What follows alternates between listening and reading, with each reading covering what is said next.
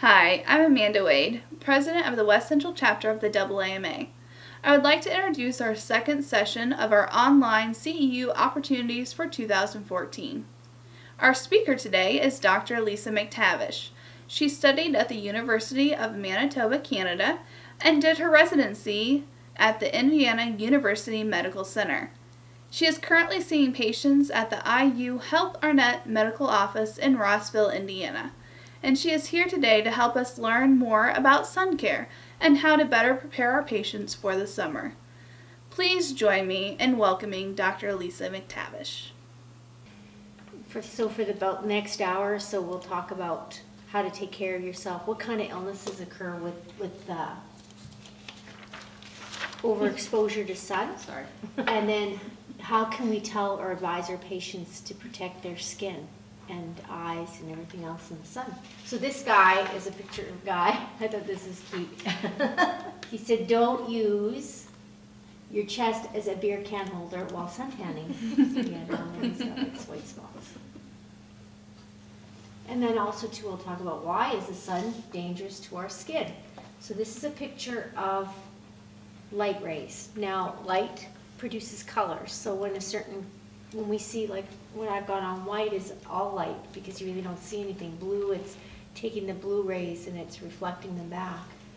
And the light or the radiation that causes sun damage and sun changes on our skin and our eyes is UVA and UVB light. And they're so quick and the rays are so short that you don't see them. So the UVA is a longer band of light and the UVB is a little bit shorter, and then there's another one called UVC, which is almost entirely absorbed through the ozone layer.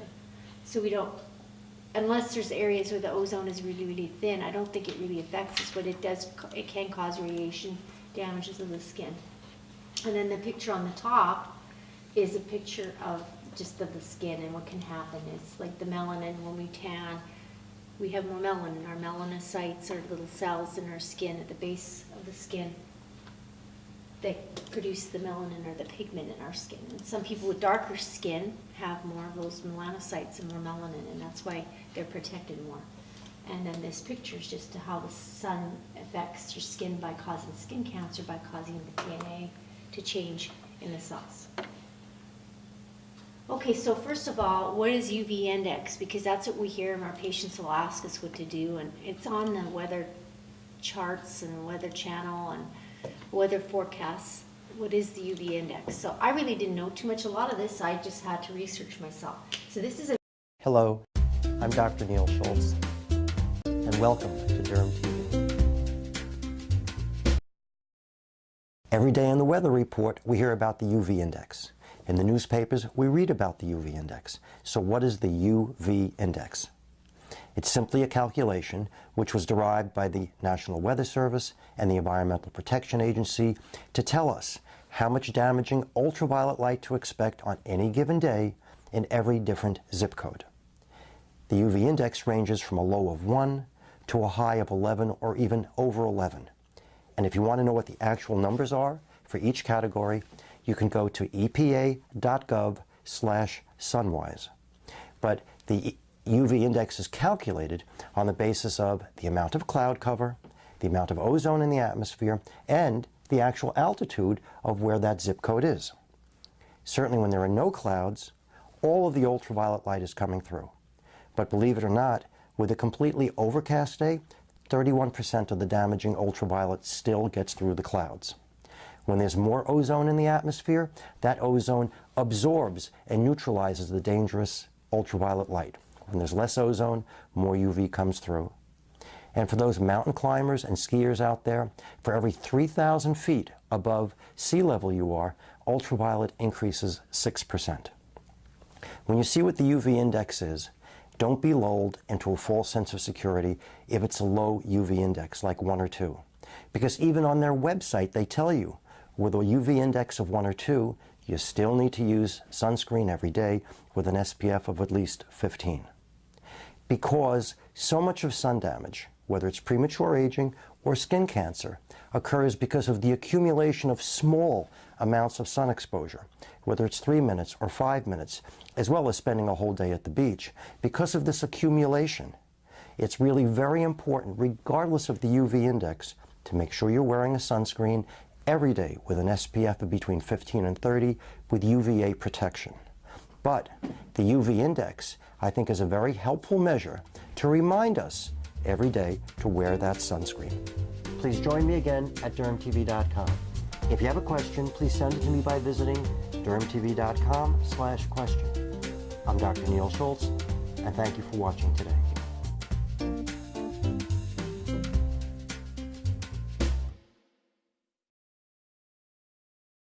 If you have a question, please send it to me by visiting dermtv.com/question.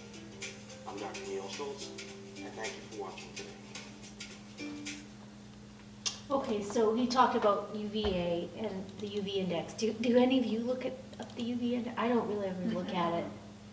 How many people here like take care of their skin, like put sunscreen on their skin every day? I'd say my daily makeup has sunscreen in it, but other than that, I really don't Mhm. think about it that much. Right. Does anybody else? No? I don't go out. No? Never go outside? Mostly. I know there's people, I use a lotion on my skin that's got UV protection.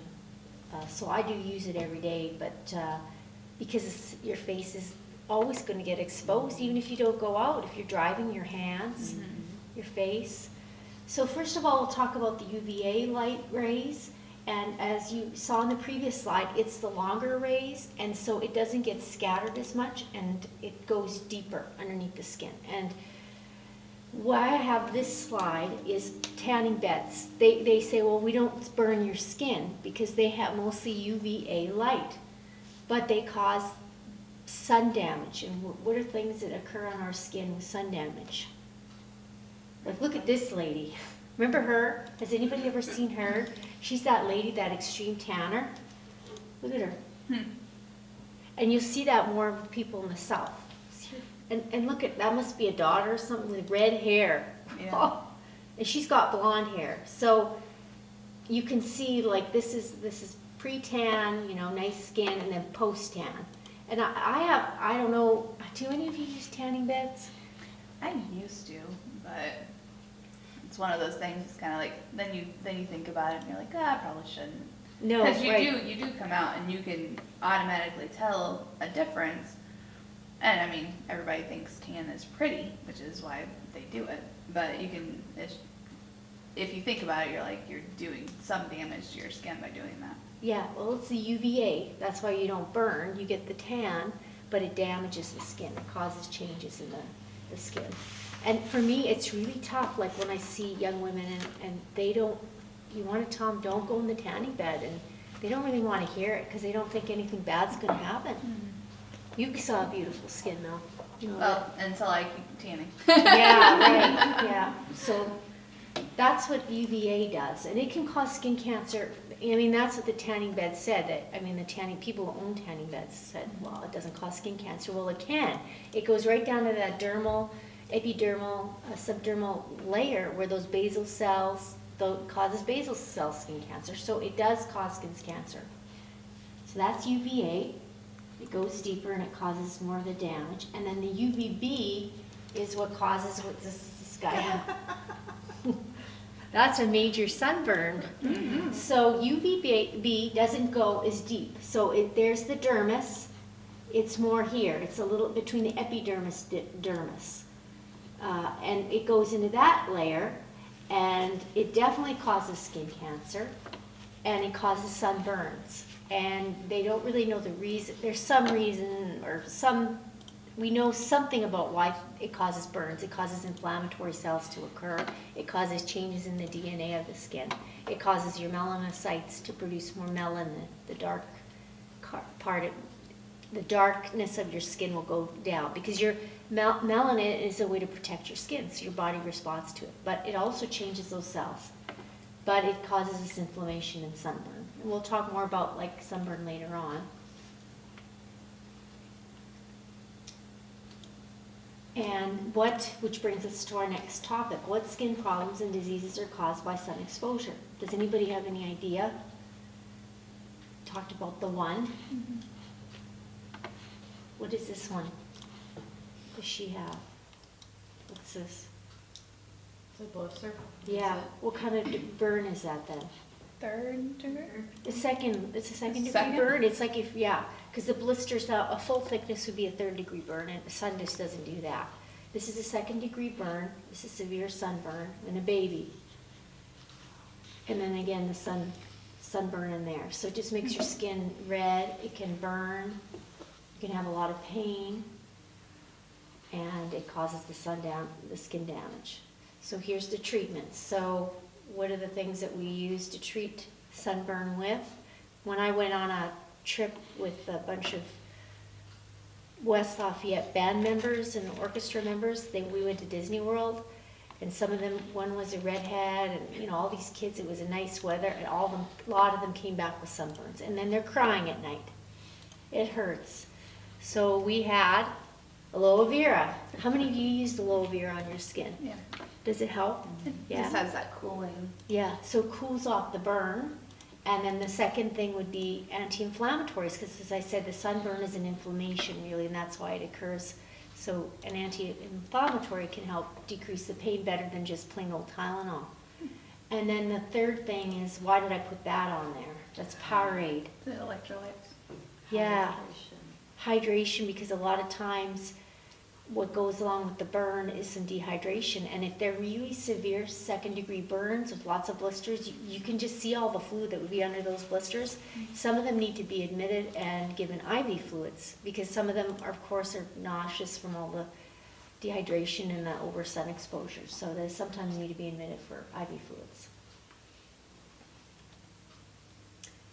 Now, the second part is to look at complications and exaggerated reactions. So does anybody know what this is? It's like hyperpigmented, we would call them patches because they're flat, they're not raised. And I've got some, well, I don't have any because I did freeze some of them off. You can cryo them, the treatment is to cryo them. I can see maybe some on your face a little bit. Do you have any in your hands? Yeah, Jenny's got them on her hands. I think I can match that. Yeah, yours, you don't have it yet, you're too young. So they're called lentigos. They're not cancerous, but they're pigmented patches that just don't go away in your skin. And a lot of people will come in and they'll have just this flat patch, and they get scared that it's skin cancer, but it isn't. But it's a sign of skin damage. And then this one, I haven't seen this before, but you see there's like linear areas of hyperpigmentation of the abdomen. And this guy has phytodermatitis. And there's certain plant products that can come in contact with your skin, and the combination of that, and I guess your genetics and the sun exposure, causes an eczema. And this guy apparently had lime juice. He was drinking margaritas. And he had lime on his skin. Well, he I won't guess he forget dripped that. it on his hand, and then I guess he was out in the sun, and there you go, he had that linear eczema. Okay, and then this one, what do you think that one would be? Is that rosacea? It looks like rosacea, but it's caused by the sun, and it can be caused by what you're eating or ingesting. So they call them a photodermatitis, which is, again, like an allergic reaction. That's why these things respond more to like topical steroids. And does anybody have any idea what kind of medications are the biggest culprits that people High take? blood pressure medicine. Yeah, like which ones particularly? Can't remember the name of it right. Well, at least you So- All know. that, but Hmm? the high, Is oh, the it- penicillin? No, what is it? Hydrochlorothiazide, right? Yeah. Oh, Yeah, because it's a diuretic, and it also has diuretic, sulfa. that's the word. Sulfa in it. This is sulfa. So sulfa's a big one. Diuretics. Other blood pressure medicines that do it are the more common things that we would see would be, I believe, nifedipine, which is a calcium channel blocker people take for blood pressure. Not as common as they used to, or verapamil. It doesn't mention anything about amlodipine or Norvasc, which is more commonly what we see people on now. And can you think of anything else that's pretty common that people are on? And one of them I didn't realize caused it in young women that they take. birth control pill? Yeah, I didn't know that, really. I guess the estrogen, I don't know. I didn't really realize that until I started really researching it, that oral contraceptive pills, you can get it.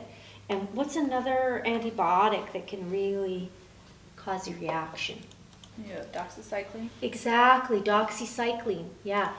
When I went to Bolivia, I had to take something because I did a mission trip there many years ago, and I couldn't take mefloquine. It gave me one of the side effects of mefloquine, which is larium. It prevents malaria. Is it can cause psychiatric issues, and it was causing me to have hallucinations. So I couldn't take it, so they give people doxycycline. I took doxycycline, but I had to be very careful that I didn't go out in the sun. It was hot there, but to be very careful that not to go out in the sun. And when we give people doxy, I'll say in the summer, don't go out in the sun because you'll get this red, meaty, itchy, burning rash. What's the one that take for bacterial vaginosis? Flagell? I don't know if that one was mentioned. I'll look it up, but I don't know if it was on there. Like metronidazole? Yeah, I think so. I'll look it up. Because I remember the doctor told me I could not to drink alcohol and not Yeah, to I know be in the definitely sun. alcohol. And I was going to go home and lay by the pool and drink margaritas. Oh, what an awful thing. He just ruined it. I'll look that one up. I was like in the middle of winter. I wasn't anyway, but so I guess I won't be going home laying by the pool and drinking margaritas. If you already Darn felt it. crappy enough, you know, it's like I just want to relax, chill out. Let's see, adverse reactions. I know there's a lot of drugs that have on there avoid sun. Yes, there is a Yeah, that's lot. right. It has rash, but it doesn't say, I think it can cause a rash. Maybe it just intensifies. Yeah. Another common thing that people take for pain. Ibuprofen was on here. Right, ibuprofen, yeah, so anti-inflammatories. And the funny thing is, that's what we use to treat sunburn. I painful know. sunburn, right? I saw that on there, and then Yeah. you mentioned that for sunburn, and I was like, well, I guess at that point you wouldn't be going out in the sun; you'd be avoiding it. So- Right, right. And then another one that people don't take as much anymore, we might give it for some pain, but they used to use it for depression. Tricyclics, like nortriptyline, you know, some people are on nortriptyline for neuropathy. Some people are on Elavil or amitriptyline for fibromyalgia. We don't use them as much anymore because they have a lot of side effects. So those are the big ones. So that makes a lot of sense for me, or you maybe talking to somebody over the phone, or if you see somebody in the office that you can help counsel them. So those are exaggerated reactions to the sun. And then this one is non-sunburn reactions that people get. And these things I've never really seen. I might have seen this one time. This is like a blistery rash, red rash. It's itching and burning on the limbs. It doesn't show, but it's typically a young child, a younger person, because it's genetic. So they're gonna, you're gonna see that even when they're younger. And I think I saw it one time. I was at a German Baptist, one of their conferences. They would have them, and then they get doctors to come in and volunteer. And I think my first year there, I went, and there was a young lady who came in with this red rash, blistery on her arms, and anywhere where the sun was exposed. Does anybody have a wild guess on what that could be?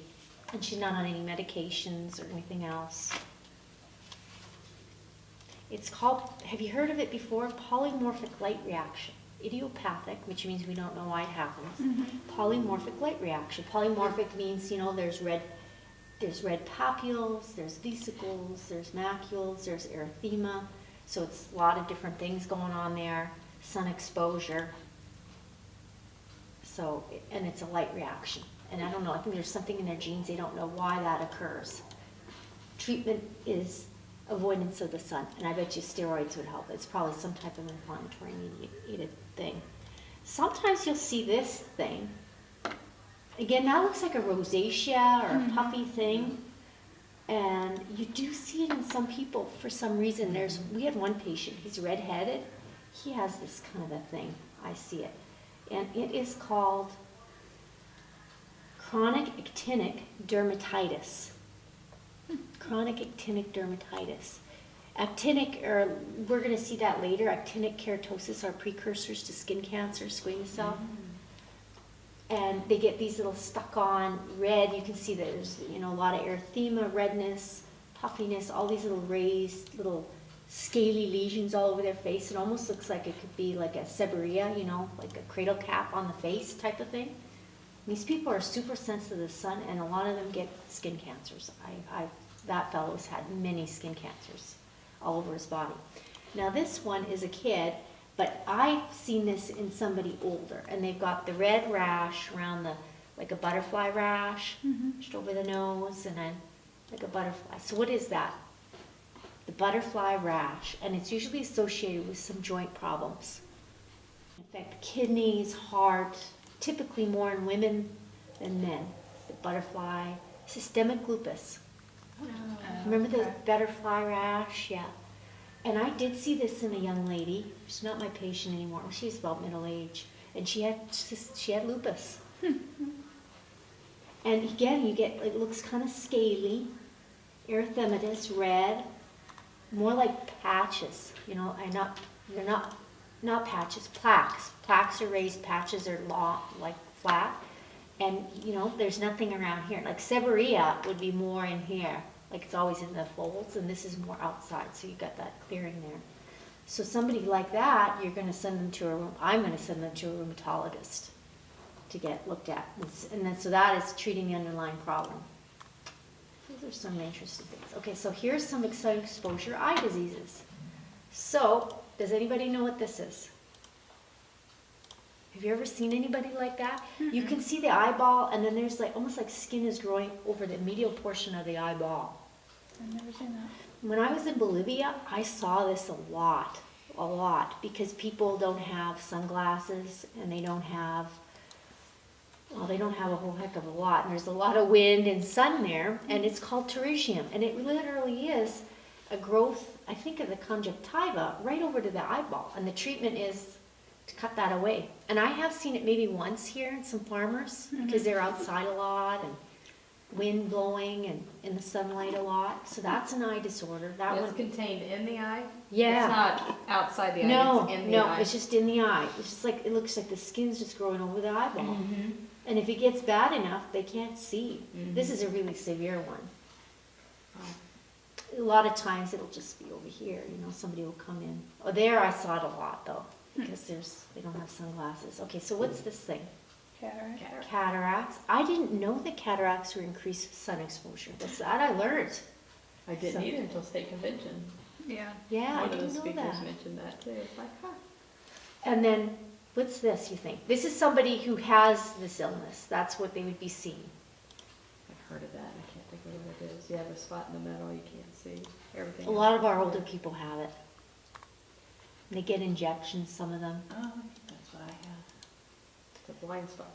Yeah. Blind spot, yeah. These people, and they come in and they So can't retina. see. Yeah. So, Macular, what is it? Macular Degeneration. degeneration, very Yeah. common thing. And I didn't realize that another reason to be wearing your sunglasses, it increases your risk. Who wants that?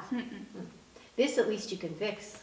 That is not very scary fixable. movies though, and not be scared. Because it would black out the bad Yeah. stuff till you got it. Till you got But it. day-to-day life, Mine is histoplasmosis. Really? Yeah. So it infected your eye? Which is the one you get from birds. I think that is, or I'd have to look that one up. It's one you get from birds and one you get from cats. It's one you get from birds. How did they treat you?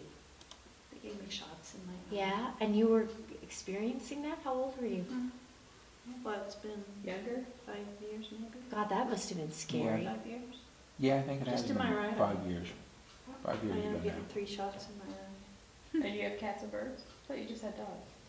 Well, he said that there's bird stuff in the ground. Oh, yeah, and you did. Just from being, Flowers, garden. yeah. That's what you get for being outside. Another reason not to do I anymore. know. Another reason to stay in the Just stay house. inside. Gosh, there's lots of things. I've seen bad things that people catch outside working with rose bushes and everything else. That's another topic of gardening. Gardening safety. Okay, so we talked about this, right? Remember I said, what's that thing? You guys fill them up all the time, the cryo. And this is super common. We see this in older people, and I talked about it before. It is a precursor to skin cancer. What is it? Remember we were talking about it'll if you leave it, it has a 10% chance of turning into a squamous cell carcinoma. We should know this from state. I'm sure they talked about it. And the initials are AK. Actinic hair. There you go. She's got it. We do a lot of this. We see a lot of this. And the other treatment is chemical peels that we use. And people, you'll see them sometimes, and their face, they look like that guy that looks like that actinic dermatitis. We use 5-fluorouracil, and then there's another one, Aldera, that we use sometimes with people. I tend to not use them that much unless they're really bothered, because if you're 85, 90, this is not going to kill you. You know, and putting that stuff on and having that chemical peel is really, it hurts, it burns, and you really have, it's really tricky to use. So I tend to just treat the bad ones with this. That's the best way to do it. There it is. See there. I was fiddling around with this a little bit to see how I could get I'm learning more all the time when I do these things. Okay, so what are these? What are they together? Like what kind of things are these? What does this look like? That's melanomas. That's a melanoma. They're all different kinds of Skin cancer. skin cancers. Okay, so that would be the melanoma. And why would you think if you looked at moles that's a melanoma? Got a color and Yeah. irregularity. Yeah. So there's the A. What does the A stand for? Yeah, A stand for. Put the area. I can't remember what A is. Well, how does this one look? Well, it doesn't look that. It's ace means it's asymmetrical. Asymmetric. I can go into B area. is It's border, easier for me to say. I irregular can't say border. A. C is a color. Because you'll have C is relatives asking you, should I get this looked at by the doctor? That's a way to look at it. And the more of those things they have, D is diameter. D, if the diameter is more than 6 millimeters, or the tip of a pencil, then it is probably more likely to be a melanoma. Okay, so what's this one? It's pearly, and it's got a little bit of ulceration, and it's on the nose, where it typically occurs.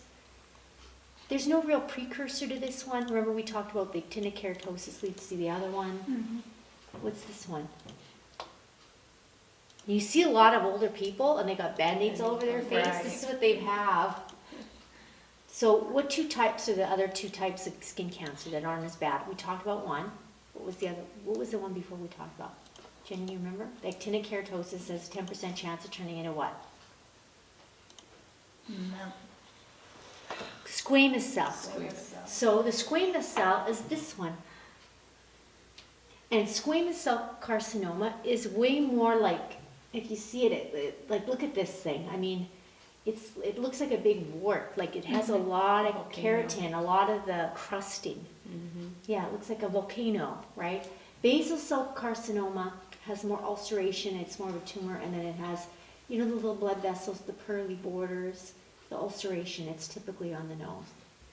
And these are all treated, for the most part, by surgery. Especially the nose is a really big chance of spreading somewhere, and that's why we send a lot of people to Indianapolis for the Mohs procedure, where they keep slicing it. And the squamous cell, sometimes I'll even remove these in older people because they don't want to have to go to a surgeon. I don't mind. I mean, if it's somebody old, I've taken one off on a face.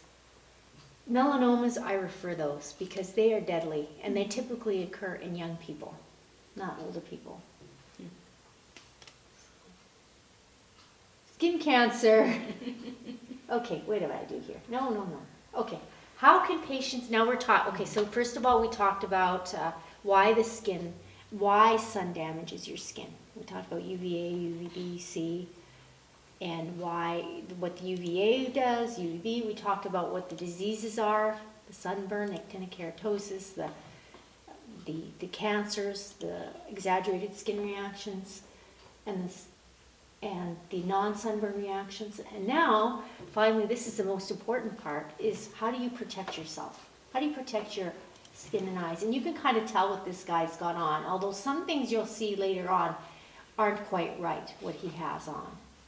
So, I would say, what would you say, if you looked at him for protection, what is he not, what should he have that might be a little bit better for him? He should have his hat turned around. Exactly, yeah. Because his nose is like covered. Right. The back of his neck is Yeah, He's got that he's short hair. protecting that, but what would be a better hat? a brim, Right, a big brim, right? Or you can buy, the hats that have, a sombrero, a brim. yeah, sombrero. 2 reasons to have one now. They suggested wearing long sleeves all the time, but that seems a little. I know, It who would- can live with I know. that? I Forget mean, it. Yeah. He that has just short seems a little sleeves much. on, yeah, Shorts. and the long pants. Mhm. But who's gonna wear He long probably has pants flip-flops when they're on, home? so- Forget it. But we're gonna go to a video, and they're gonna talk about, first of all, okay, the first thing we're gonna talk about is the best sunscreens. So sunscreen, in his basket, he probably had sunscreen. So this is a video about how Consumer Reports, which I am a member of to get this information for you, what they do to test the sunscreens. So how do you know if they work or not? We buy these things and we trust them, but we don't know if they work. Wait, you're a member of consumerreports.org? Yeah, you can, you pay $15 a year and you get a subscription and you can go on there. You can't, go not on. everybody can get all this information. This I got off of YouTube, but all those ratings, Nice. I like it. I think Yeah. it's worth the $15 a year. Summer is almost here, and that means it's time to stock up on sunscreen. You probably check the SPF, but Team 10 troubleshooter Kristen Severance explains there is no guarantee that you're getting the level of protection listed on the label. Consumer Reports tested a dozen sunscreens, both lotions and sprays. This test measures sunburn protection from UVB rays. That's what SPF is supposed to tell you. Most of the sunscreens we tested provided less protection than the SPF listed on the container. These days, you also see the words broad spectrum on many sunscreens. Broad spectrum means that sunscreens are supposed to protect not just against UVB rays, but UVA rays as well. Both types of rays can cause skin cancer, and UVA rays can wrinkle and age your skin. Consumer Reports lab test performed both on people and on test plates coated with sunscreen found some products offer better protection than others for both UVA and UVB rays. It has 6 sunscreens to recommend. Top rated is a spray from Target, Up and Up Sport Broad Spectrum SPF 50. Spray sunscreens are convenient, but the risks of inhaling them are still being studied.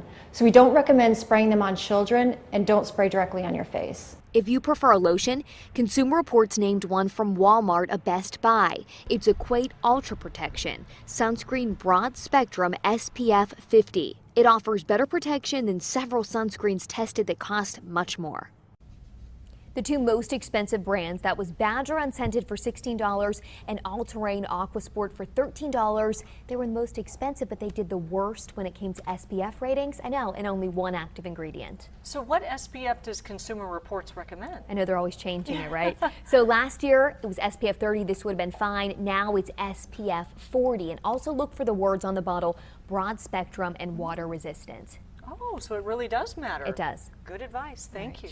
Okay, so that talks about sunscreens a little bit, and then the recommended, this is just what they had. You have the actual report, like what they recommend, and it gives the ratings, the Up and Up to Target, but it's difficult, like 50. You'd think, okay, 30, 15, the recommendations is 15, but they've done the tests and that's what they recommend. I don't know if it'll change it might change what I buy.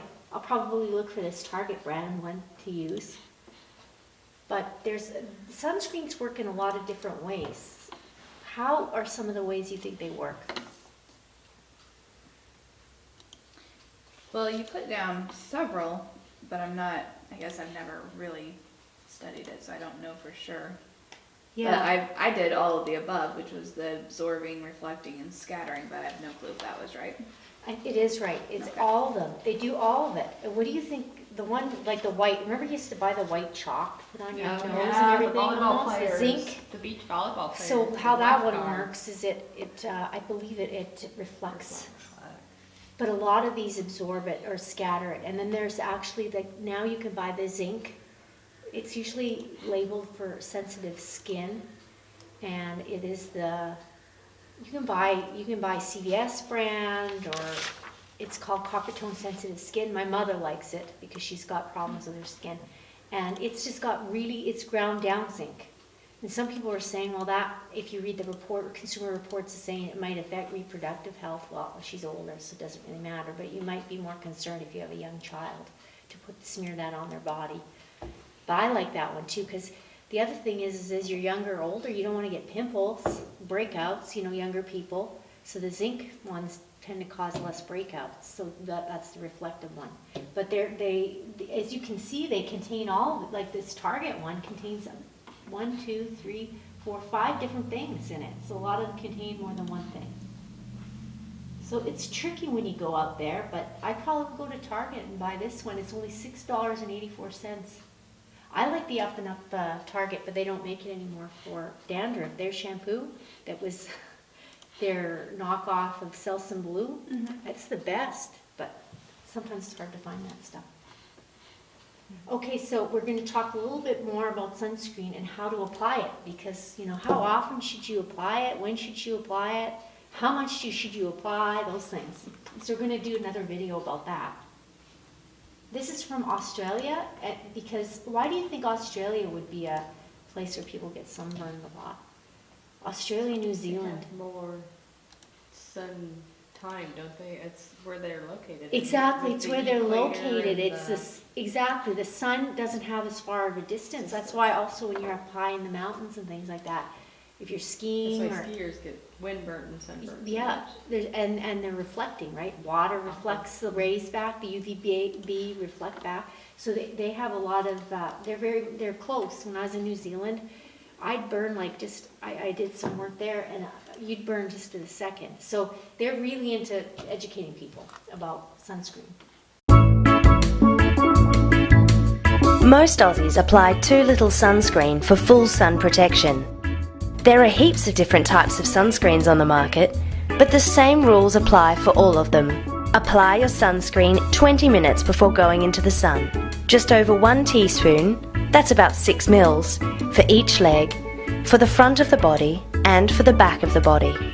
And more than half a teaspoon, about 3 mils, for each arm and for the face and neck, including the ears. It's about 35 mils for a full body application. Make sure to reapply every 2 hours, or more frequently if you've been swimming or sweating. The free SunSmart app comes with a handy sunscreen reminder, so you won't forget. It's essential to combine sunscreen coverage with other sun protection measures. So when you want to go into the sun, it's slip, slop, slap, seek and slide. Happy sunscreening!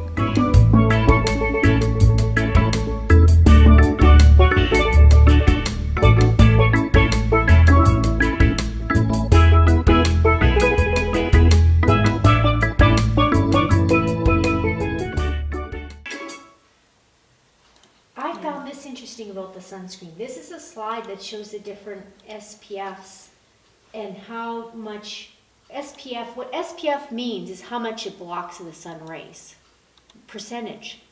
And the more it blocks, the longer you're supposed to be able to stay in the sun. And I can't remember exactly how the number works, but I think it has something to do with you calculate how fast you burn, but who's going to measure? Go outside and measure that, and then you multiply it by this number, and it tells you how long you could be out in the sun. But they say, what did they say in that video, how often you're supposed to apply the sunscreen? Every 2 hours. Every 2 hours, doesn't matter. So if you look at this, that's why they say an SPF 15 to 30 is fine, because SPF 15 blocks 92%, if that's the measurement that they're using.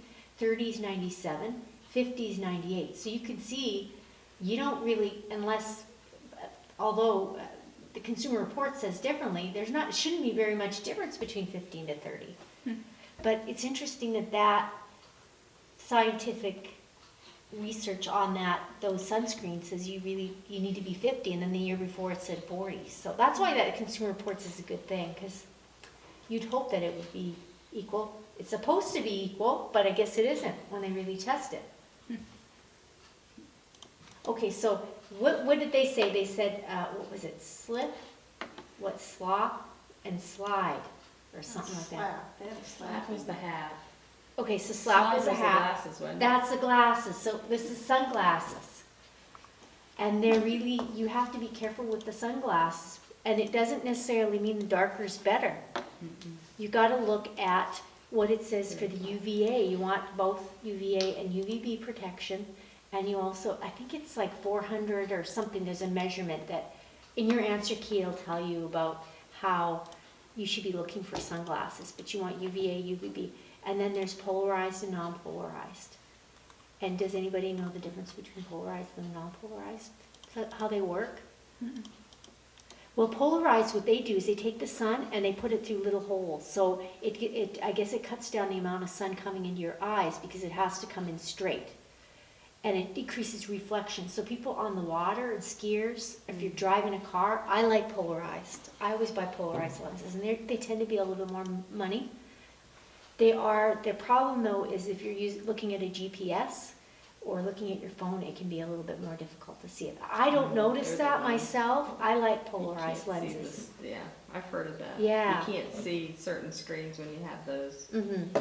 And the cheaper you get, the sunglasses, the more it will distort, the optics distort, so you don't see as clearly. So you get what you pay for too, if you buy the cheap ones. But anything is better because if it's giving you some UVA and UVB protection because of the pterygiums and the cataracts and preventing macular degeneration.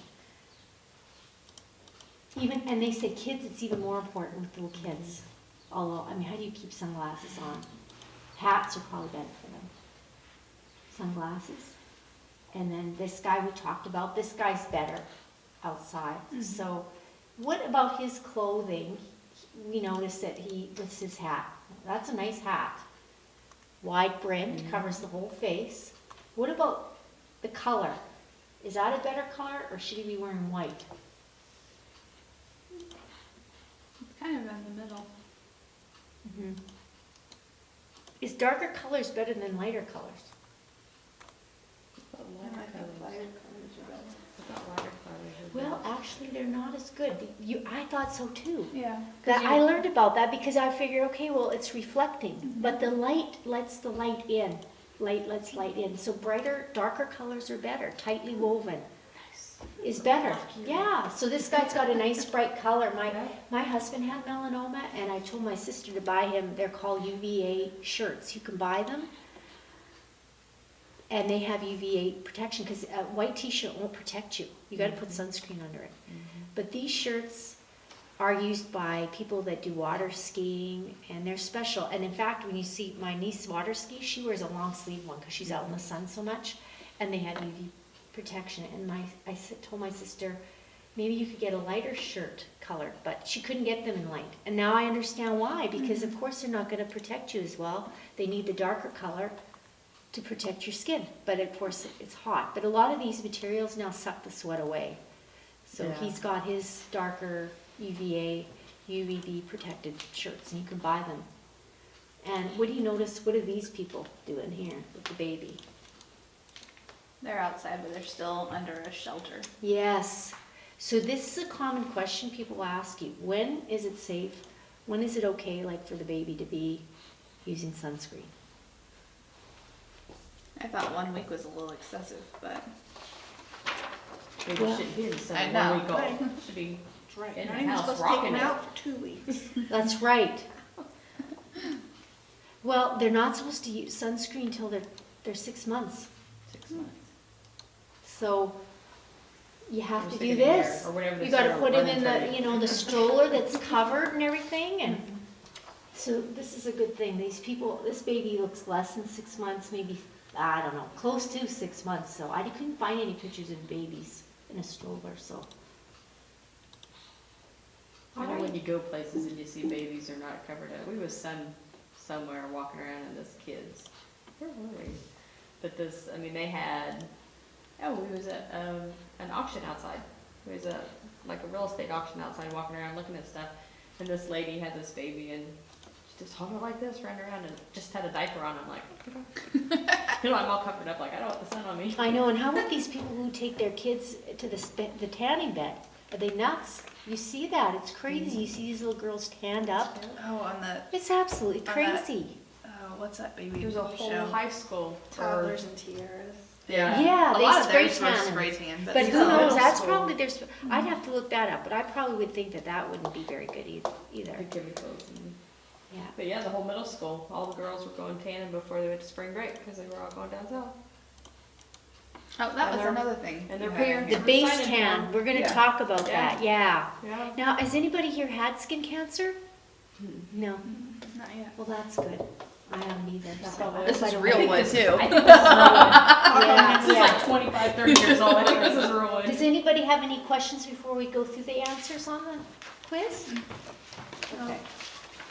Is there any points for in between true or false? Because I just like jotted in the center. no. It was like a maybe. I'm gonna find the answers. I have them here. Okay, number one, the hours of sun of the day when, okay, wait a minute, that's wrong. Let's see what it was. Oh, yeah, okay. The hours of the day when you are most at risk from the sun's rays are what? I think A, 10 to 4. Yeah, that's correct. Because Yeah, I was it's always A. told 11 to 2. Yeah. Which type of UV rays does a sun emit? So now it needs to be E. Should be doesn't it? E. Exactly, but the C is absorbed by ozone. The best way to protect yourself from the sun's rays is, All of the above. yeah, that one, yeah. Excessive exposure to UV rays has what detrimental effect on health?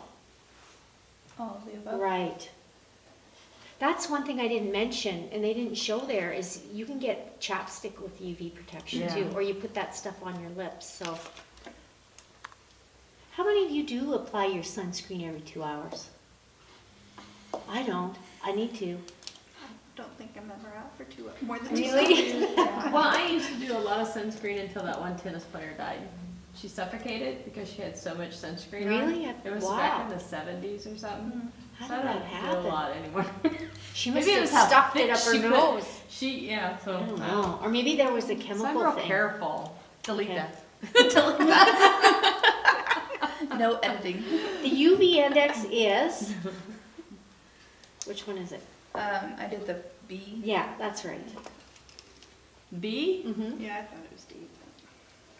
What common medications can make you more sensitive to the sun? We talked about them. all All of of the them. Should be all of the above. And the best type of sunscreen to use is? Apparently lotion. Yeah, I put lotion. Spraying.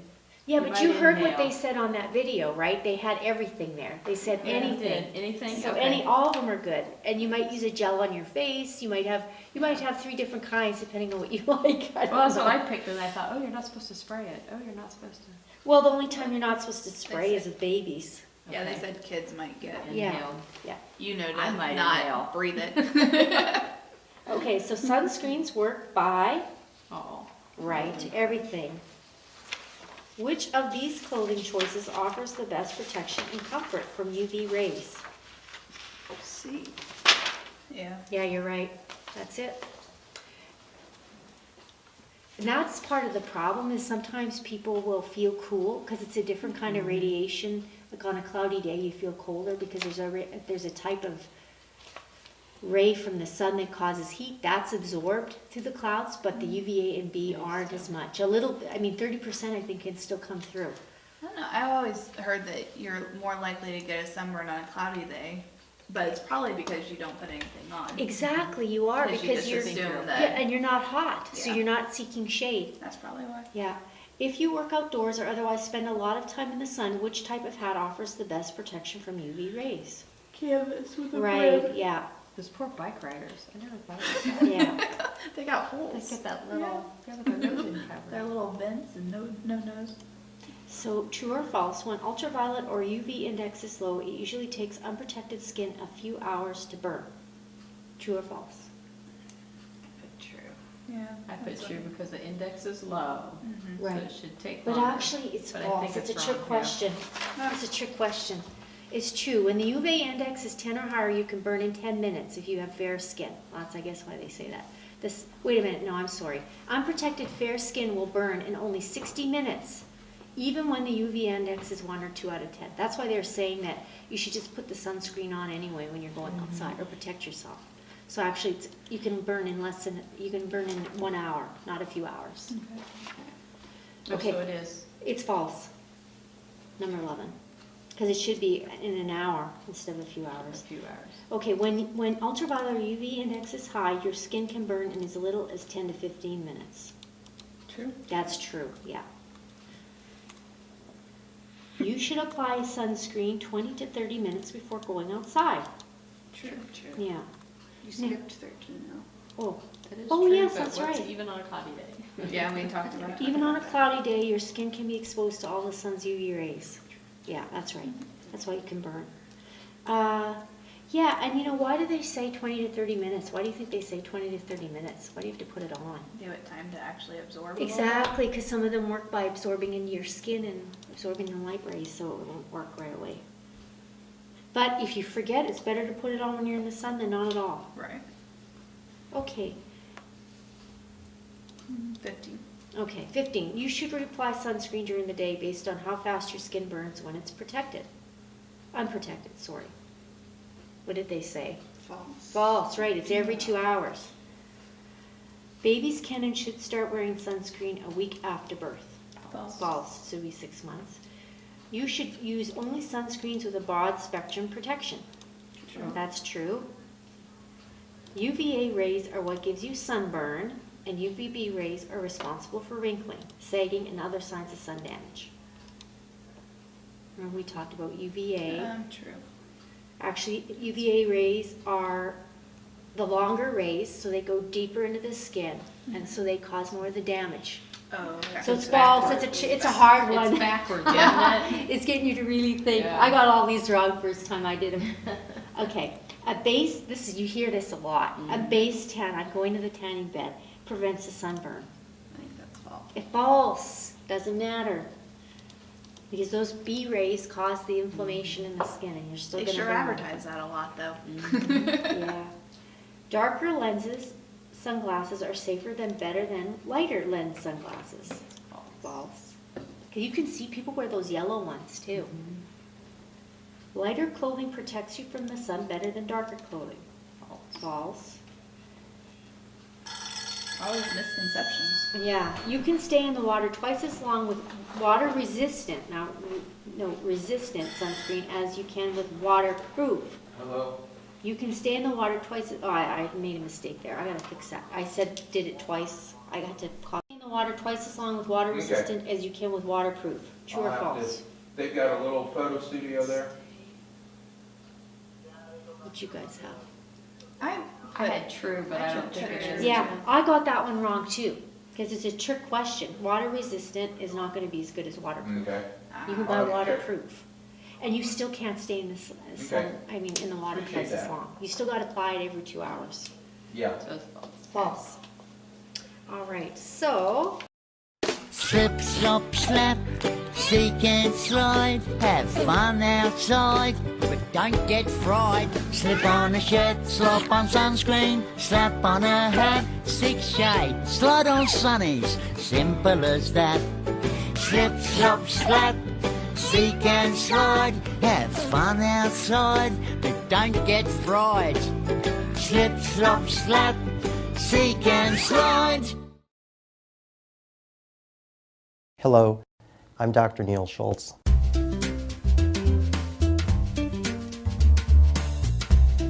And welcome to Durham TV.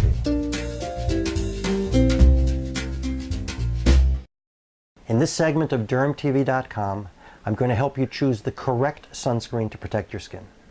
Why do you need sunscreen? Because the only way you can get premature lines, wrinkles, or age spots on your skin is by exposing it to the sun without adequate protection. And the lack of that same adequate protection is what causes skin cancer. Unfortunately, 1 American dies every hour in the United States from skin cancer. The good news is that is a completely preventable disease. All you have to do is choose and use the correct sunscreen. The criteria for the correct sunscreen are: it needs to be strong enough, It needs to feel good when you put it on, so you'll be inclined to reapply it, which is very important. And it has to be compatible with your facial skin type. What is strong enough? Two parts to that answer, because there are two parts to the damaging rays of the sun. The UVA or ultraviolet A rays cause aging and skin cancer. To choose a sunscreen that will give you protection from that, choose one that's marked simply with UVA protection or with broad spectrum protection. For the UVB or burning rays from the sun, I recommend a sunscreen with an SPF of between 15 and 30. SPF simply means how long you can stay in the sun without getting a burn, and also tells you about the percentage of protection that that sunscreen gives you.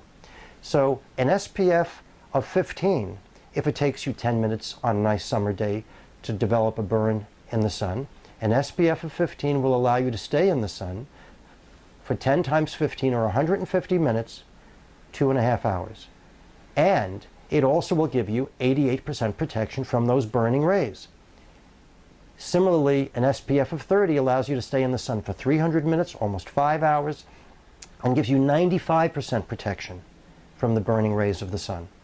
This dermatologist finds it very compelling to not recommend sunscreens more than 30, because the upside is merely 3 or 4% of additional protection. But as SPFs increase, we know their thickness increases, so they become less pleasant to put on, and we're less apt to reapply them. That brings us to the second important criteria in choosing your sunscreen, which is that you want it to feel good when you put it on, so you will reapply it, because that's a very important part of your sun protection. So since SPF increasing increases thickness and makes the sunscreen feel not as good, I recommend sunscreens with an SPF of between 15 and 30, which gives you between 88 and 95% protection. That feels good when you put it on. So you'll be more inclined to use it, reapply it 3, 4, or 5 times a day rather than putting on a higher SPF sunscreen that's thicker, less pleasant, and you don't reapply after the first use in the morning. Lastly, we want to make sure that your sunscreen is compatible with your facial skin type, because if you have oily or acne-prone skin, you don't want your sunscreen to aggravate your acne. You don't want it to make you breakouts. You want to make sure that it's labeled either water-based or oil-free, or that it just doesn't clog your pores. For your body sunscreen, choose a lotion rather than a cream. They just spread more easily. Again, it's a function of you're just more apt to reapply it. You now have enough information to choose the correct sunscreen to give you adequate protection so you can safely enjoy yourself in the sun. Please join me again at dermtv.com. If you have a question, please send it to me by visiting dermtv.com/question. I'm Dr. Neil Schultz, and thank you for watching today.